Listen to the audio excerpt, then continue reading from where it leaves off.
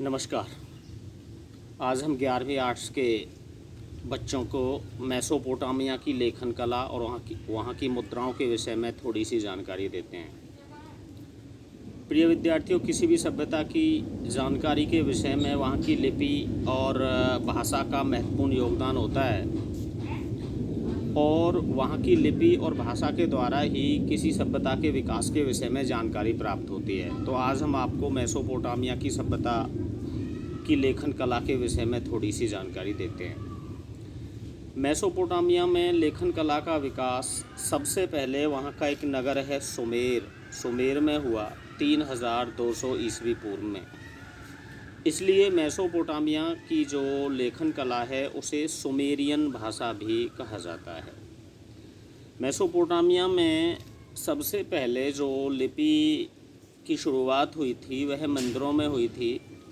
इसका मुख्य कारण ये था कि मेसोपोटामिया के जो मंदिर थे वो विभिन्न क्रियाकलापों और व्यापार का केंद्र हुआ करते थे। व्यापारी मंदिरों में स्वतंत्र रूप से दान देते थे और पुरोहित स्वतंत्र रूप से मंदिरों की देखभाल करते थे।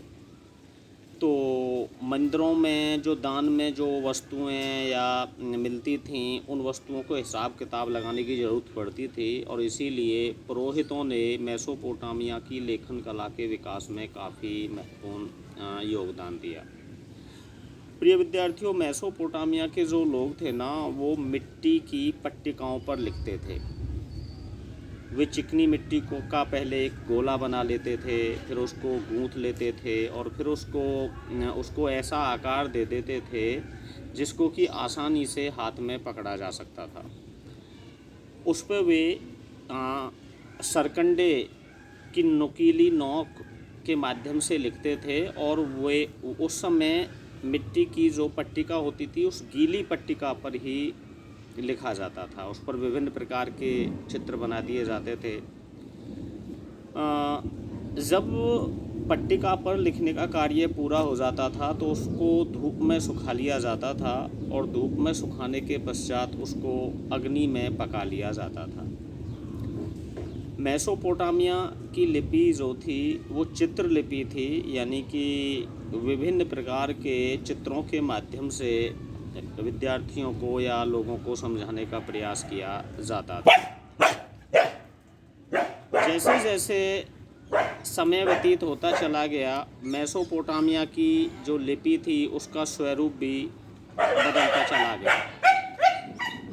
2400 ईस्वी पूर्व में जो सुमेरियन भाषा थी उसने अक्कदी भाषा का रूप ले लिया। यह एक कीलाकार लिपि के रूप में लिखी जाती थी। 1400 ईस्वी पूर्व के आसपास जो ये अक्कदी भाषा थी इसका जो स्वरूप अरामाइक हो गया और ये जो अरामाइक भाषा थी वह भी काफ़ी उस समय लोकप्रिय हुई थी। हालांकि मेसोपोटामिया में बहुत प्राचीन काल में ही लिपि की शुरुआत हो चुकी थी, लेकिन वहाँ फिर भी जो साक्षरता दर थी वो बहुत कम थी। प्रिय विद्यार्थियों, इसका मुख्य कारण यह था कि यह भाषा बड़ी कठिन थी। इसको केवल प्रशिक्षित विद्यार्थी ही पढ़ सकते थे।